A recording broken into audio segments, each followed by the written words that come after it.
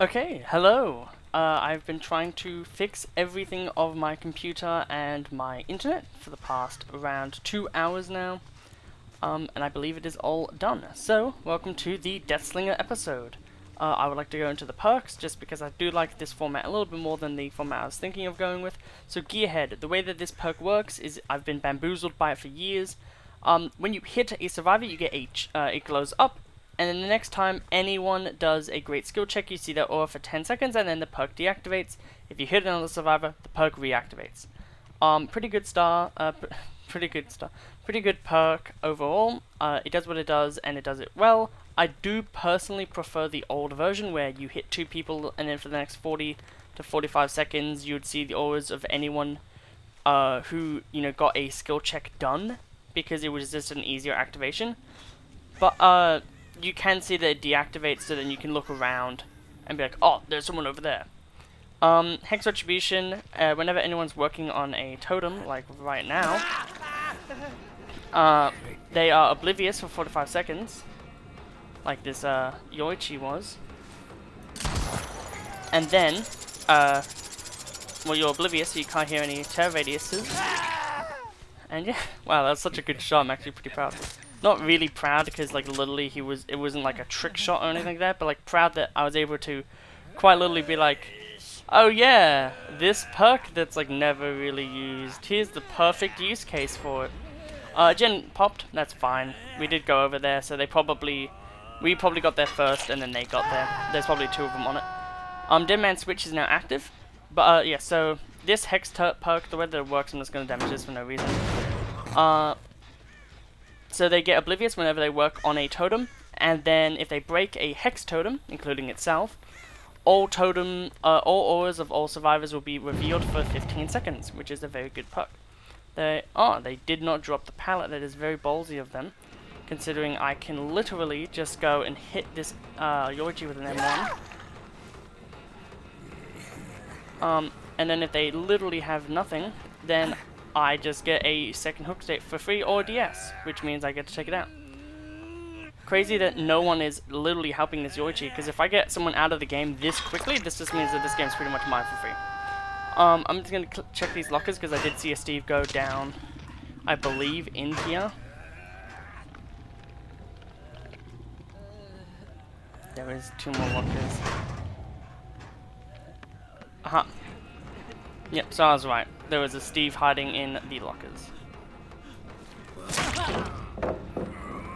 That's great for me.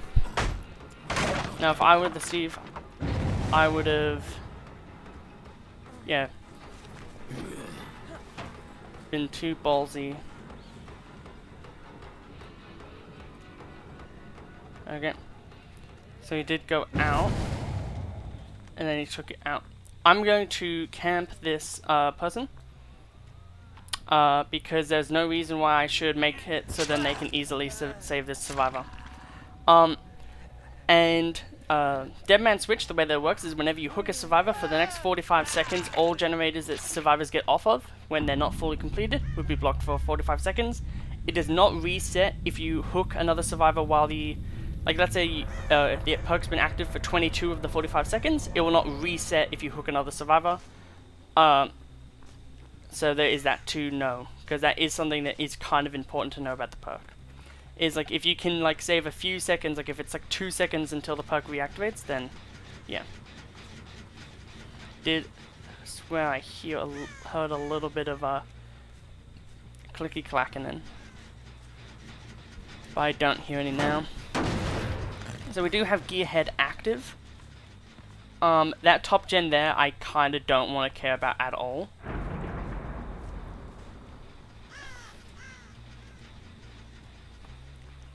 Yeah, because of that, they just activated my Hex Retribution. And this Nancy shall now be hit. It is crazy, though, in a weird way, that we have a Nancy and a Steve, considering neither of them are purchasable. Drop pallet? No.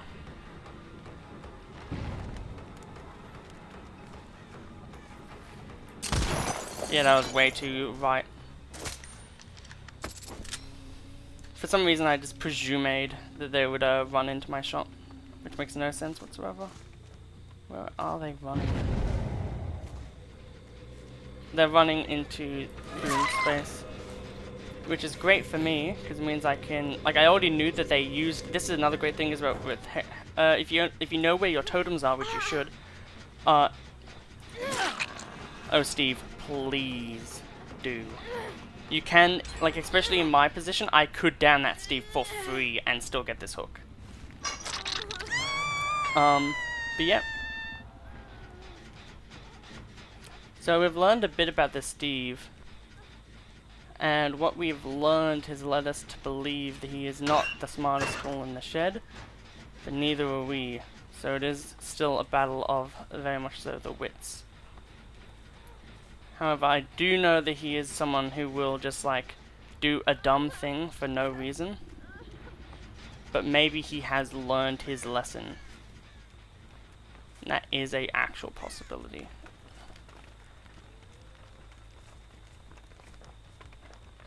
No, he did not learn his. So, in this case, if we down the Nancy, we get a free down. So as you saw there, he used his dead hard to get by. And our bad movement there means that we may have just forfeited a hit. And now we know that someone's working on the top gen too. So in this situation we've gotten ourselves in is really good. And we've now gotten tracks. Not tracks, but now we can see the Steve again. I will just grab the Steve and leave the Nancy for a little bit, because Nancy is on hook state 2 and I don't need to worry about, like, slugging literally everyone right now. Okay, so she was healing in this time, leading me to believe that she was around here. She would have to have been nearby. Okay, so Nancy is our target, just so then we get more pressure immediately out the gate.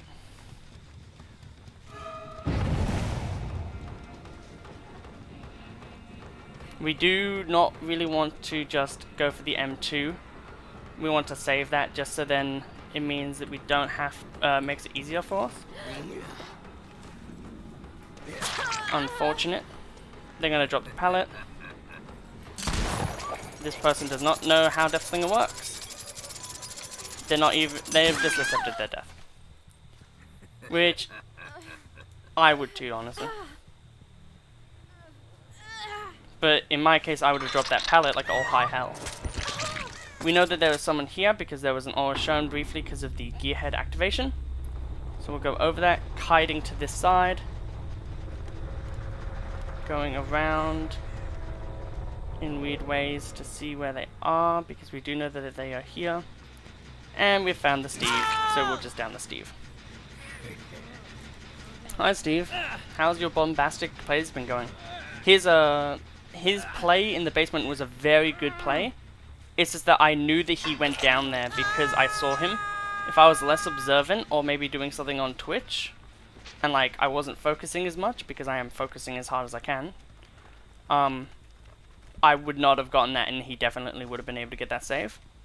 But it was a 50-50, and if we got the 50-50 right, we also would have just been able to outright like hook him as well, and then we probably would have won the game like already because of that advantage.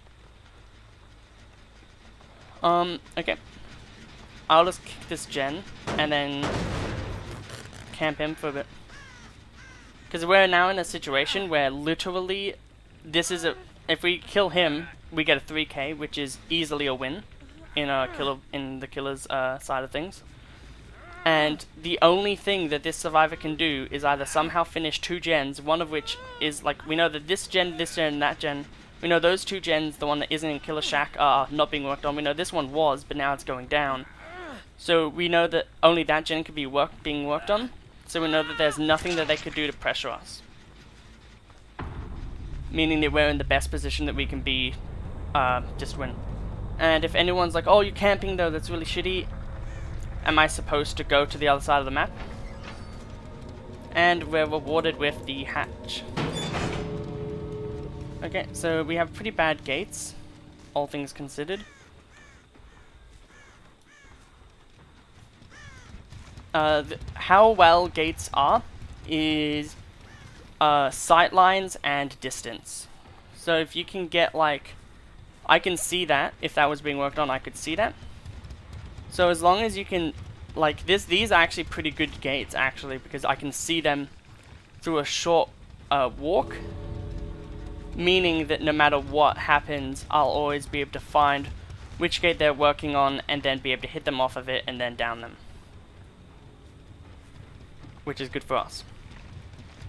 Deathslinger's power, I should start talking about, is just a gun. You can reload it. And you don't have to go to a locker or anything for that.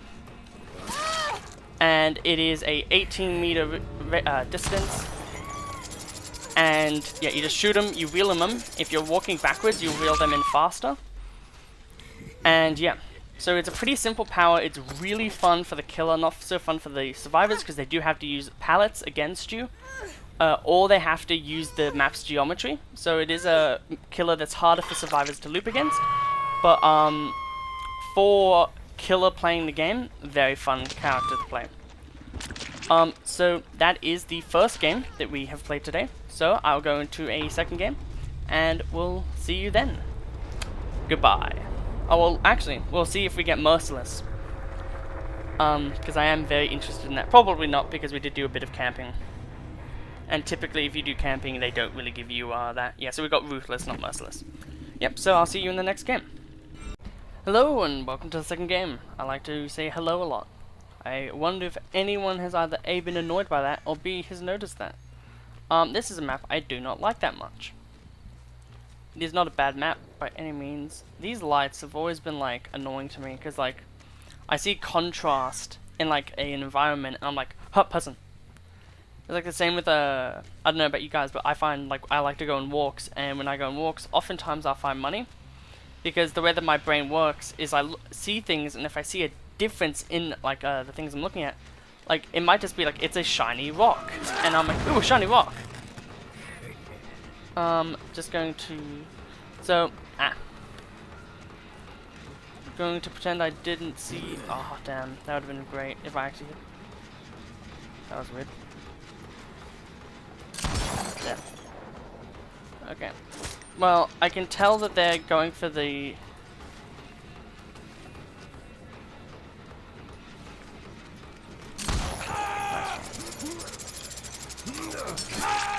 Nice try.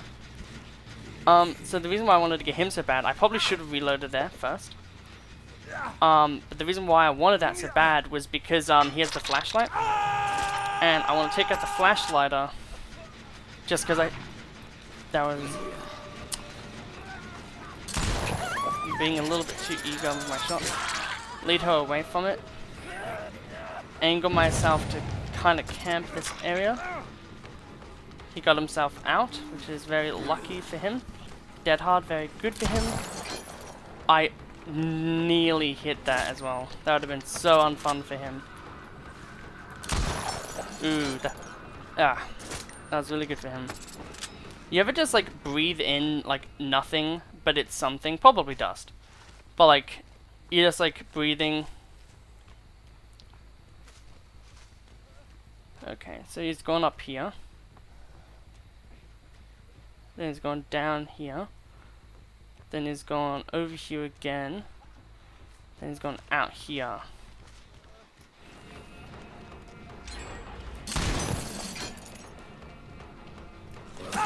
Very bad situation for him. They've done a gen, but I've gotten a hook. And now I've gotten 2 hooks on the same survivor because... Okay, I've removed his DS, that's very good. If I can find someone, then I'll focus on them. If I cannot, I will go here for him. However, I think I might just go for him anyway because he seems to just be near. So, see, what he was trying to do there was he was trying to hit this pallet on my head. Don't know why I turned Scottish for some reason. But yeah, like, so he was fully just like, yep, this person's gonna tunnel me, which, yes, I am. Thank you for noticing. 2 gens at the start of the game is fine. we're going to be removing this survivor from the game anyway. Ah, for a second I thought that there was someone right there. I know there's someone in this area. So I do need to proxy to find them. However, it would also be a good idea to kind of be a little wide with my proxying. Because if I go wide enough, it will bait them into doing exactly this. Which just means, quite frankly, I can't be right. It just means I'll be in a position where it's just way too good for me and not so good for him. Bait the pallet. Okay. Bro, I can just sit here for literally this entire game. Yeah. Don't know why you're being so ballsy. So I'm gonna feign to pick up. No one was there. Feign to pick up again. I saw the bush move. So we're feigning the pickup because we knew that there was someone around here. And because we knew that there was someone here, we knew that someone was trying to be an asshole. The internet is being bad. And we can also now tell that these people are playing very much so for each other. Which is very good for us, because it means that we can now just win the game. We have officially now just won the game because of these people. We don't really care in which order we hook these people, and this is what I mean. Tunneling and camping, look at what we got. This is why survivors do not like tunneling and camping. This is why. Because it wins me the game. And this is why anytime ever, if anyone ever tells me, oh, why did you tunnel and camp, you're so mean, oh my god, kill yourself. Oh man. Like, if you want to go for this flashlight save, man, I'll happily, like, just look at you. Because if you give me your body, meaning the hook, if you give me the hitbox for me to hit, I will hit it and then make you die. I'll go over here, then backtrack, because I know that he is probably going to be patrolling to find a way to get me.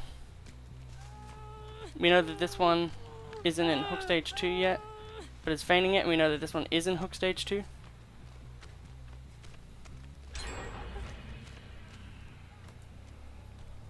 I don't know what the ace is doing at all. But now we have 2 survivors hooked, so now we can just camp the area. The ace is like on death hook. I think the David we haven't hooked at all. And this Michaela is also just on death hook. Okay, so we have 3 people on death hook now. And 1 person we haven't touched, which is very good for us. I was a bit late on that trigger.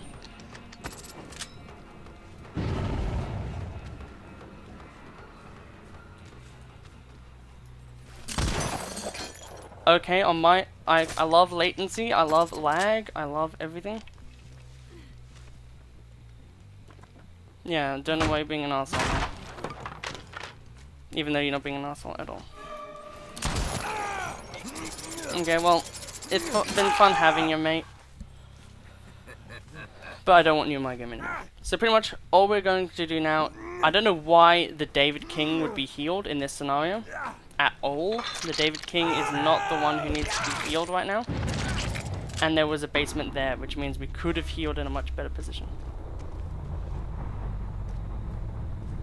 Just heal around. No injured. Okay.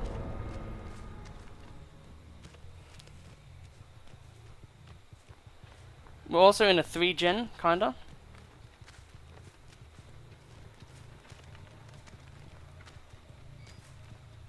It's a bit of a whack 3-gen, but it's still 3-gen, nonetheless.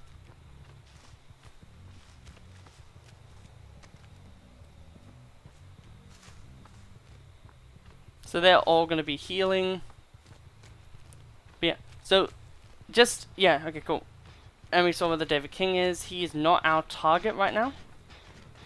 But he can be used to fish out people. So I mean, in that aspect it's good. Gen's a bit glitched now. And we have eyes on Michaela. And we now know that the other person was working on our totem, which is great for us.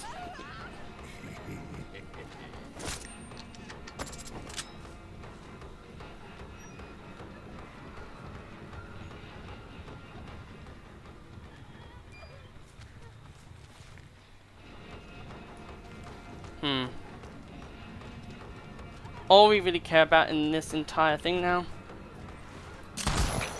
is just making sure we get the Michaela. Because getting the Michaela does just mean that we get another kill, which means then we can go to Kate, which means we can yada yada, you know what I mean.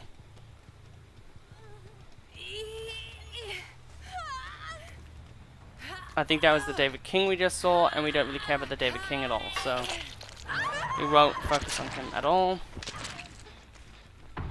Because the getting Kate out of the game means that we got a 3k. Getting David King, who's also healthy, meaning it's a much harder chase, that doesn't give us anything. Okay, so this was David King. Meaning that we don't care about this anymore, meaning we can just run away from it. Go back to these other gens that we're pressuring. This is like a lot of like, so survivors hate it when killers do this. Like basically just picking and choosing what we want to do. Like, I don't want to go and chase David because David doesn't really give me anything. He's going to be annoying to get, yada yada yada. Okay, so now Kate has been healed up. I'm going to hit this gen anyway, just put regression on the board because we're all playing very passively right now. Jesus, frames. And I do believe I can see someone around this. And it was the Kate, even better.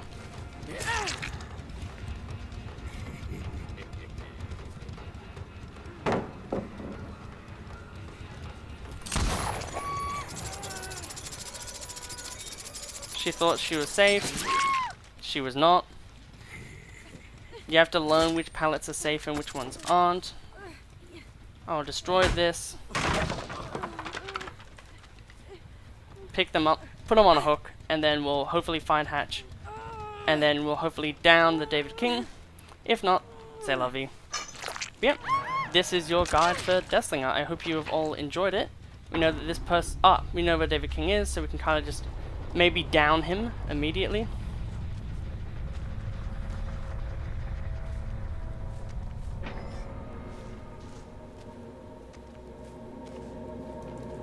And we just found Hatch immediately, yet again, meaning he's fucked. Hey David, did you know that if you went like a little bit more wide, you would not be in this position right now?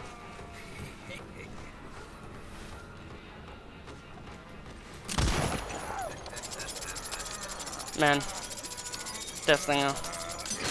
Easily one of my favorite killers in the entire game. So yeah, that is the Deathslinger video. I hope this also has shown you a little bit of how like camping and tunneling is really good, especially against super altruistic survivors.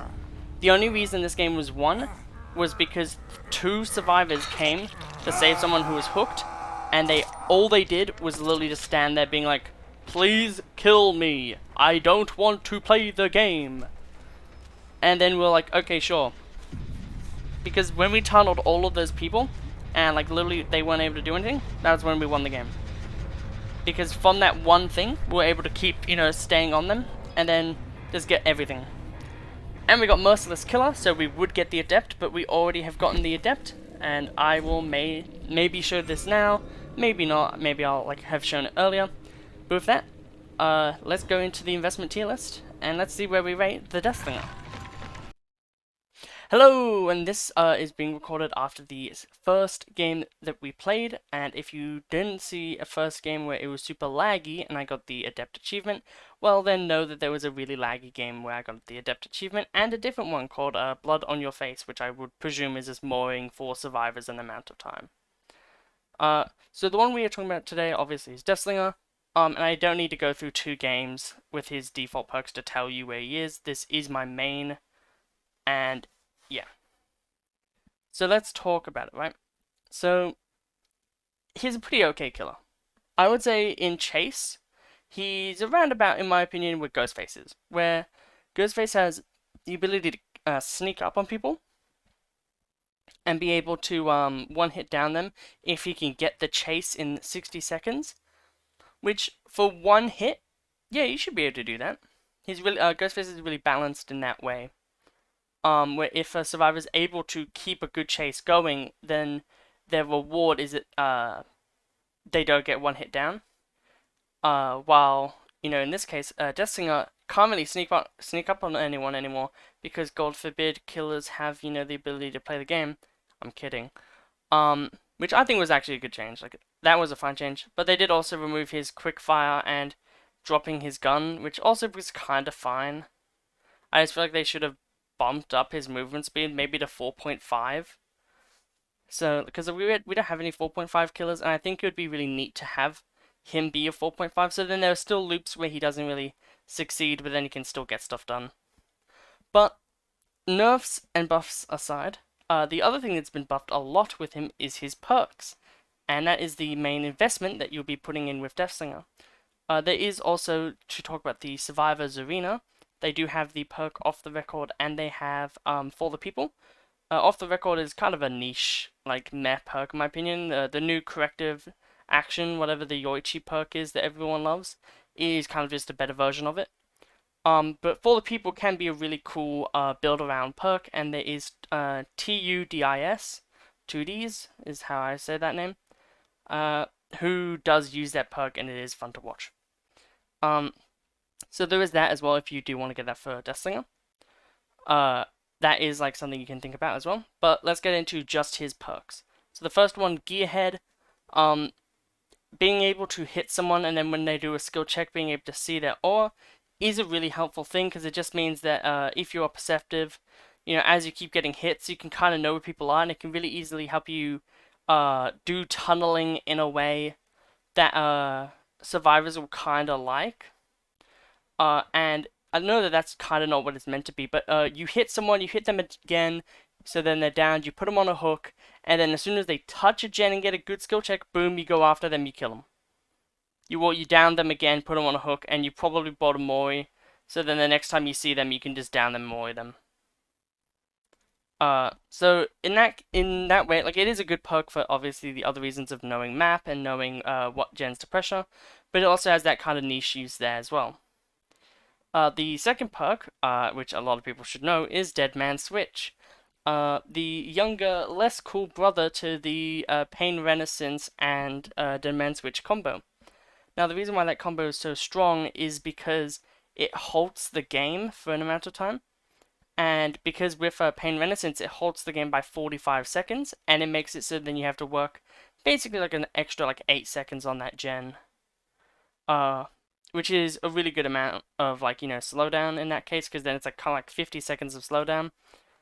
But yeah, so he has that, and that is a very meta perk, so that will be giving him a lot of points. And the final one he has is Hex Retribution, one of the worst Hex perks in my opinion. Not as bad as, Huntress's Lullaby, but it's okay. It has two cool perk combinations, which is using it with Haunted Grounds, and then using it in like a kind of like Pentimento build, where you run it and you run Hex Plaything, Pentimento, and maybe another perk. Maybe like Ruin as well. So then they break Ruin at the start of the game. You find someone, you put them on a hook, then they have a thing. You know what I mean? You get your Pentimento going. Because being able to, what it does is whenever a Hex Totem is broken, you're able to see all the auras of all survivors for 15 seconds. And then whenever any survivor interacts with a dull totem, they get blinded, oblivious, sorry, for 30 or maybe 60 seconds. It may have been buffed there too, but it should be 30 seconds. Which is a good amount of time. It means you can get the drop on them. Yeah. So he has a pretty good power overall. It's still worse than Huntress, which is to be expected. But he can do, like, the funny thing is, yeah, he can do a lot of shots that Huntress can't. But the thing is, though, is like, he's still dependent on his M1 in a way. unlike Huntress, because with Huntress, you just throw Hatchet and you win game. With Deathslinger, it's like you try to hit them first, especially if you save the best for last, so then you can shoot them and then reel them in. With Huntress, you just go to them, you just throw a hatchet at them. If they're too far away, just throw another hatchet at them. If they're not, you just hit them while you're following them after you throw the hatchet, because you know the cooldown is like slower, so faster, so you can just like hit them. So like a lot of what Huntress has, like Deathslinger has as well, but Huntress has it better in like a lot of the instances. So it's like I don't understand why people think Deathslinger is better than Huntress. But anyway, let's talk about investment. So all of his perks are actually good, and that cannot be understated. Every single perk he has is a actual good perk that you can run and actually have success with. And that is a very important thing to think about when you're making a build like this. So where would I put him in this tier list? Well, let's start from the bottom. So he has Zarina, which is a good survivor, so that would automatically like put him here. If literally that's all he had, I would say that it would put him here, because 2 good perks, neither of these have that. And then he himself has a meta perk, which would like basically put him here. And then he has 2 good perks and an extra thing on top of that. In my opinion, he's a great investment, but the lowest of great investment. His power's strong, is pretty well balanced. His add-ons are pretty lacking. Both of his iridescents are pretty meh. The iridescent coin is good as a thing, but like, what's with the Hellshire Iron? It literally doesn't do anything. But yeah. Other than that, though, like yeah, like Hillbilly has Tinkerer, which is a really good perk, and he's a really good killer. You know what? I think we need to actually move these around a bit more. So that is actually what we're going to be doing for the rest of this episode, is going around and editing all of these again. Or maybe that would be a better finale episode. As a finale to everything, we go around, because there are some of these that I do think have been too highly rated and too lowly rated. So I will be doing that, I guess, as for the finale when we talk about Sadako and do her.